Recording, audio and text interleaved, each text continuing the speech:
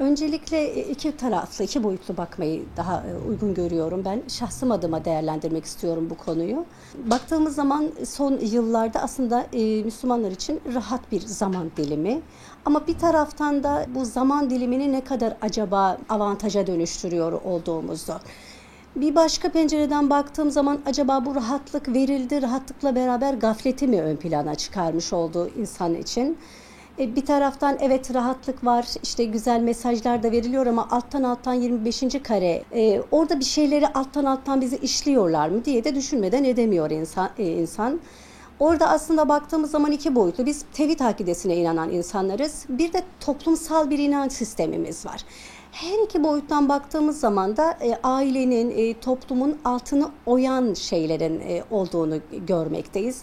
Bunu da biraz herhalde düşman iyi çalışıyor aslında baktığımızda. Bir şeyleri süt liman gösterirken alttan bizim o manevi değerlerimizi almak için stratejiler de oluşturuyor oluyorlar. Bu noktada da baktığımız zaman bazı toplumsal olarak duygu eksikliğimiz var. Değersizlik hissiyatımız var. Bunları dizilerden tamamlıyor olduğumuzu görüyoruz. Sevgisini tamamlayamamış bir insan televizyonda işte bir anne sevgisini ya da bir baba ve aile sevgisini orada tamamlıyor olabilir. Ya da işte eşiyle mutlu olamayan ya da işte sevememiş, sevgi kavramını yaşayamamış bir insan dizilerdeki aşklarla kendini tatmin ediyor olabilir. Bu biraz bilinçaltımızla alakalı, biraz bize dayatmalarla alakalı ama müthiş bir sistem kurmuşlar ve bizim onu fark etmeden işleye bu zamana getirmiş olduklarını görüyoruz. Burada da genel anlamda İslamsız yaşayışımız var ama bizim toplumsal böyle öğrendiğimiz İslam var. Yani Kur'an temelli bir İslam yok toplum olarak. Dolayısıyla daha çabuk bizi ele geçirebiliyor oradaki o sistem. Bir de bunun yanına da duygusal açlığımız, işte düşüncelerimizi ifade edemediğimiz bir aile ortamı ya da işte toplumsal bir ortam. Duygularımızı tamamlayamıyoruz, düşüncelerimizi ifade edemiyoruz. Kendimizi tamamlayamadığımız bir sosyal hayatta bir ömür, bir hayat sürmeye çalışırken insan bir yerde o ihtiyacı, o gediği kapatmak ihtiyacı duyuyor. Bunu da işte dizilerle tamamlamaya çalışıyor. Aslında bir hayal dünyasında insanı yaşatıyor. Gerçekten azade. Orada ömürler savruluyor. Kaldı ki zaten manevi değerlerin birçoğu alınmış yaşamaktayız. Bu yaşam içerisinde de baktığımız zaman sade bizim toplumsal olarak inançlarımızı, işte o değerlerimizi almakla kalmayıp daha derine de inebilmiş olduklarını gözlemliyoruz burada. Özellikle de yaş kriterini daha aşağıya indirdiler. Mesela 9-10 yaşlarındaki bir çocuk işte reklamı verecekleri zaman, kıyafet verecekleri zaman bir erkek bir çocuğunu kullanıyor olmaları. Ya da işte bu daha algıyı düşürmeye çalışıyor. Ne kadar küçük yaşa düşürüyor olurlarsa bu kadar toplumu daha rahat bozabileceklerini. Bugün toplumda da baktığımız zaman erkek çocukları, kız çocukları arasında unisex dedikleri, ayrıştırmadan o kimliklerini kazanmalarına müsaade etmeden evrensel bir bakış açısı geliştirdiklerini, tırnak içerisinde söylüyorum bunu. Böyle bir yaklaşım da kendince masum görünen bir yaklaşım aslında madalyanın arkasında çok farklı oyunların olduğunu görüyoruz. Bir toplumu da kendi özünden uzaklaştırabilmek, bir aileyi yıkabilmek için de ne yapılacaklar? Önce bu kadın erkek ayrımını ortadan kaldıracaklar. Çünkü insanın fıtratında kadının Allah'ın yaratmış olduğu bir fıtrat vardır. Kadına has, erkeğe de vermiş olduğu bir fıtrat vardır. Bu bozulduğu zaman da toplum bozulur, aile bozulur. Ailenin bozulduğu yerde de toplumdan söz edemeyiz. Yani sağlıklı toplumlardan en azından söz edemeyiz. Allah bize Kur'an-ı Kerim'de hem akılcı düşünmeyi hem de akıllı düşünmeyi, yani hem maddiyata düşünürken hem de bunun ileri yönde nasıl bunun bize dönüş sağlayacağını çok onu düşünebilmeyi istiyor bize. Biz biraz Kur'an merkezden uzaklaşınca, Kur'an merkezinden uzaklaştığımız gibi toplumsal bir akide, bir değer, bir algı vardı. Onları da bizim elimizden aldılar. Bugün bundan 20 yıl, 30 yıl önce televizyonda ailece oturup bir televizyonda bir şey izlerken kadın erkek öpüşme sahnesini duydukları zaman bir haya duyar, edep duyar, hemen dışarı çıkmak ister ya da kanal değiştirilmeye kalkılırdı. Bugün bakıyoruz ki ailece oturup bunlar izlenebiliyorlar. Yani her şeyi artık doğallaştırmaya, yavaş yavaş doğallaştırmaya başladılar. Bu gittikçe arttı, artık her şeyi doğal görmeye başladık. Yani bizim algılarımızla oynadılar aslında biraz da. Baktığım zaman iki cenah görüyorum ben. Birisi bizim manevi değerlerimizle yaşayan insanlara bakıyorsunuz.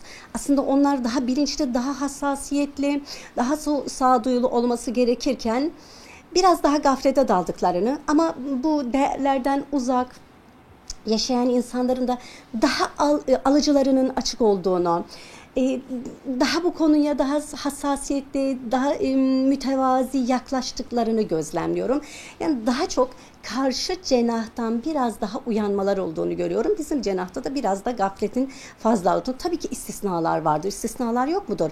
Bizde de dert edinen, bu hassasiyetleri dert edinen insanlarımız da var. Bunlar da insani yaklaşımlarımız, her zamankinden farklı stratejiler, her zamankinden daha farklı yaklaşımlarla yeni şeyler ortaya koyabiliriz diye düşünüyoruz. Çünkü zaman gittikçe değişiyor ve artık aynı şey gibi sürekli birine bir nasihat edersiniz, sürekli edersiniz ama değişen bir şey yoktur.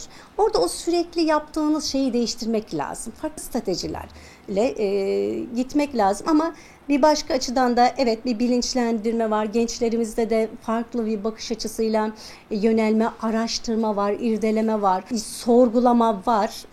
Tabii bunların içerisinde tabii ki yanlışa da düşebilme ihtimalleri var ama sonunda bir araştırma, bir kaygı güdüyorlar, bir şeyleri taşıyorlar.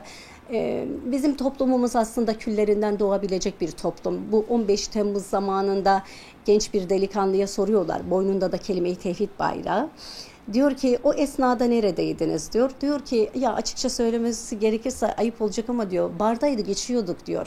Dediler ki bize kafirler yurdu bastılar işte istila edecekler diyor. Biz diyor la ilahe illallah Allahu ekber diye yollara döküldük diyorlar.